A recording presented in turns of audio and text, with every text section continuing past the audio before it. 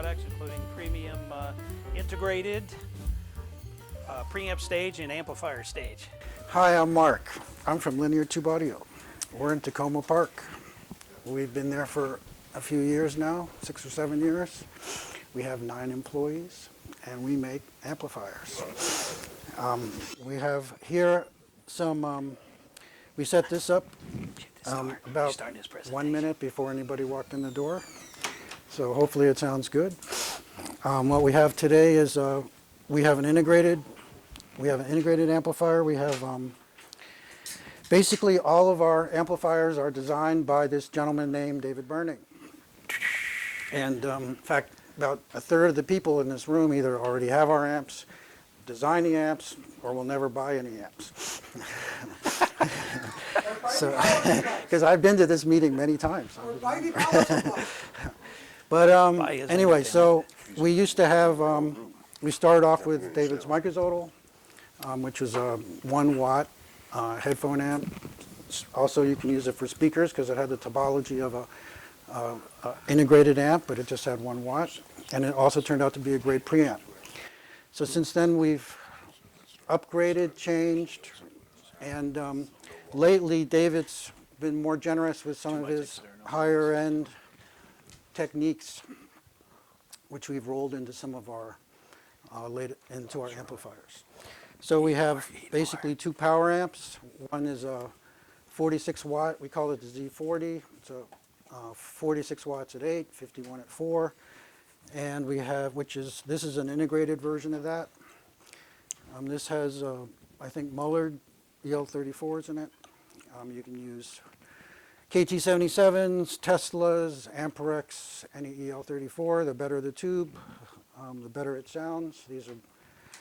We use the Zodal technology, which most people know what that is already, but basically you're running the tubes on a carrier, 250 kilohertz, and you do the amplification at 250 kilohertz, so it's perfectly linear, where it's at audio frequencies and bass, everything is a boundary condition. 100 hertz and below is a boundary condition when you're going from 20 to 20,000, and everything, tubes, transistors, is nonlinear. So by doing the amplification at the higher frequency and then removing the carrier, it's the same thing that very similar to FM or AM, where your music goes on the carrier and your receiver removes the carrier, you're left with the music. You also get 3 times the tube life. We run the tubes at double the rated voltage. So these 350 or 400 volt tubes are running at 1,000 volts in here, and the reason they don't explode is because 1/3 the current. And because of 1/3 the current, you get 3 times the tube life, 1/3 the heat. Don't try this with your regular tube amp because your hand will burn off. You can't really heat your house with it. But you also get double the voltage swing. So it's a very dynamic, very fast amplifier, and there's no output transformers, which a lot of people think David designed it for the output transformers, and maybe that was just a byproduct of running it on a carrier. You have to ask him. But anyway, because of that, you don't get the intermodulation distortion, and so you get a very clear and a very realistic, our frequency response. Most people is 20 to 20,000 plus 3 minus 3 dB. We are 8 to 60,000 plus 0 minus 0.5 dB. So you get extreme accuracy. You get a lot of, we're known for the imaging and the sound stage, so it's a lot easier to fool your brain when it's an accurate representation of the original performance, because your brain and your ears are highly calibrated, as you know. So anyway, so what we did this last year was do the plus versions, if you will, where we rolled some of David's, what he uses in his ultra expensive amplifiers that we don't make, that some other guy makes, and put some of those techniques into here and got some real improvement. Yeah. We also have the separates. This preamp goes, this integrated goes for about 7,500. This is a power amp. We have an ultra linear, which is a 20 watt amp. It's very set-like. It has all the detail of any solid state amp. So this is the 40 version. It has a little less detail. But another thing that we do that David typically didn't do in his amps is we use some of the more exotic components like audio note resistors. So we don't like audio note, super expensive, not nice people to deal with, but they have the tantalum resistors, which no one makes anymore. The Japanese used to make, but you get a lot more mid-range detail with those resistors, for instance.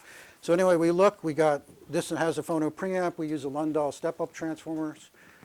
This is, we've used more expensive Lundahl transformers. The phono preamp, we just have the inside the integrated version right now. We spent the last couple years, we haven't come out with a lot of stuff, but we have an enormous amount of product development going on.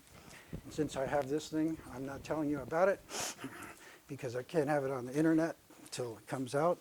But we have a lot of good stuff, but it's mostly headphone market type of things. We're the 2-channel, we sell to both, and we have 9 employees, so the 2-channel market kind of goes like this. The headphone market there's a lot more business going on. So we're just focusing. We started off in the headphone market. We ended up in the 2-channel.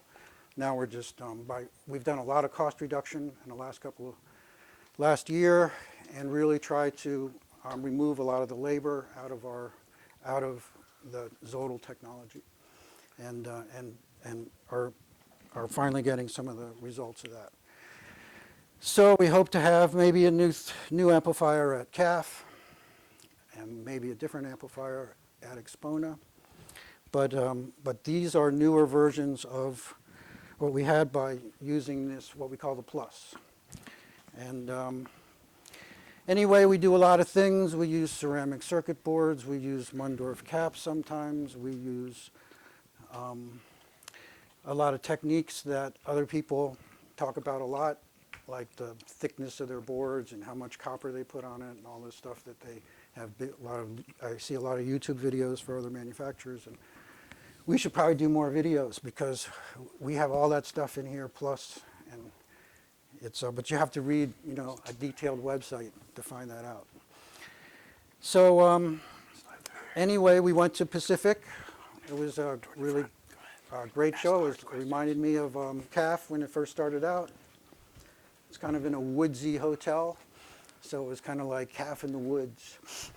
And that's, Seattle's got lots of woods and Mount Rainier's right there, and the ocean is a very beautiful place. And anyway, so we're going to be at CAF, although I just found out Gary sold our rooms, so we have to get different rooms. But we have the headphone lounge still, which is always great.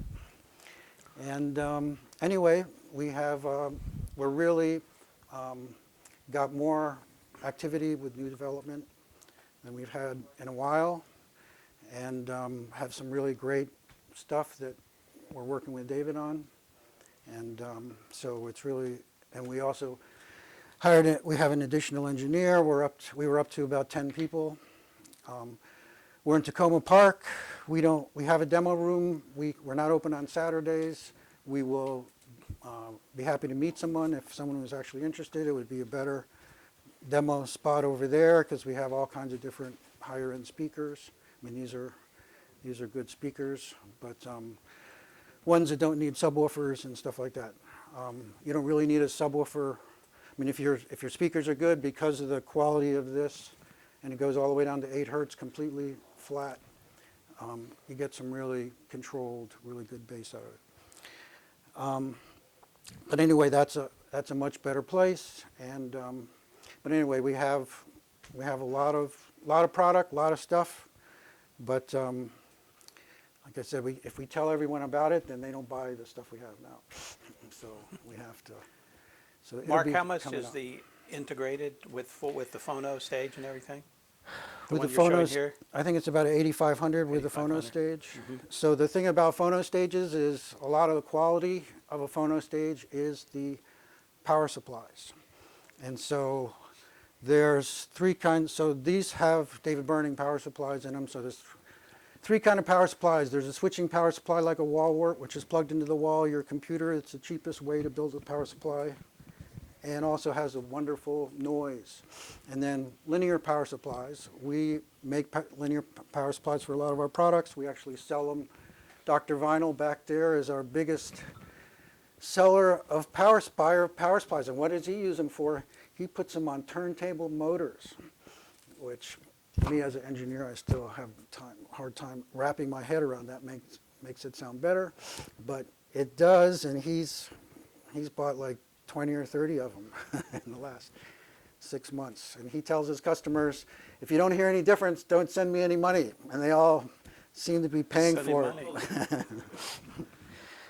So, and then our phono preamp, what we also spend a couple months doing is you can change all the load resistors, the step-up gain, whether it's MC from the front panel, which involve how can you control various, hundredths of a volt. If you use a relay or something, it damages the sound. So we worked with David to use little teeny tiny MOSFETs that don't affect the sound at all, so we're able to do the switching without causing any noise or any sound degradation. So this is a technology we're using it here, but if, say, we had an external phono preamp, so you could change the settings from the front. Turns out things like that, if many people, here's a phono preamp and you got to open the top and change the settings, and here's one that you can do it from the front panel, but this one sounds better, they buy this one that you can change easily from the front panel. So when we started off, we thought it was all about the sound. It didn't matter about the looks, and we had some kind of hokey cases, but it sounded great. So now we learned that lesson, and so most people in the two-channel world, maybe not you, but plenty of people, it's all about the looks first. Then it's about the sound. At least for us to sell lots of amps and keep the business, we have to accommodate that. So we're working with a company called Fern and Roby in Virginia. They did some of this design and was manufactured. And we just actually recently switched to a new company in Canada. So it's pretty much the same. The laser engraving went to actual groove-based engraving. So the lettering pops out a little more. No, we're going full tube porn in the future. So we're going to have shorter things with all the tubes exposed, fully exposed on the top. Lampizator they came out with a $15,000 phono preamp, and they're kind of their cases. If you ever looked at them, they sell them for a heck of a lot of money, and they're extremely simple and extremely inexpensive. But but you could switch between 4 load settings for the cartridge, and they used a Nixie tube with the characters inside the Nixie tube. So yeah, so everyone's full tube porn. So anyway, that's where we're headed. But these are going to be around for a while. That's our. We also have the separates. That's our flagship preamp, which goes for $5,700. And it has clarity caps, ceramic boards, 100,000 UF of storage in the power supply, Mundorf caps, all kinds of, anything that makes it sound better, Bellison regulators. We're able, David has decades of experience and all kinds of ways to improve the sound, and then we also combine that with, we look all through the industry to find components, regulators. We use Bellison regulators, for instance, which not that many people know about, but 1 millivolt of noise as opposed to a regular regulator that's 100 millivolts of noise. Well, does that make any difference? We didn't know, so we just took the 100 millivolt one out and put in the 1 millivolt, and the dynamics, everything was immediately better. So then we just migrate that to all of our linear supplies. But anyway, the third kind of supply, which I was mentioning earlier, is the David Burning switching supply, which uses a different topology than those are pulse width modulations. Those are the really cheap ones. So David's refined this over many, many years, and it's the best supply in audio. So the nice thing is when you have like a phono preamp, when 70% of the sound probably is based on the quality of the power supply, when you buy one of these things, you already have that power. So we don't have to build a whole separate power supply to put the phono. So anyway, so these are good to put things like DACs and all kinds of things in them in the future, because we have such a high quality power supply, and we can use it for some of the peripherals. And then we have power amps that cost $6,800, either the 40 or the ultralinear. The ultralinear is our flagship one, and can really drive anything down to 87, 88 dB sensitivity really well. But if you have like a Maggie's or Harbeth's or some 85, 86, you need the 40, but the 40 is plenty. I have Maggie's at home, and I got one 40. I have the one that David made originally, the only one he made when he did the original design, and I can easily get another one. My room's 35 feet long, 10-foot ceiling, 15 feet wide, and one drives it fine. I could just go get a second one anytime, but I don't need to.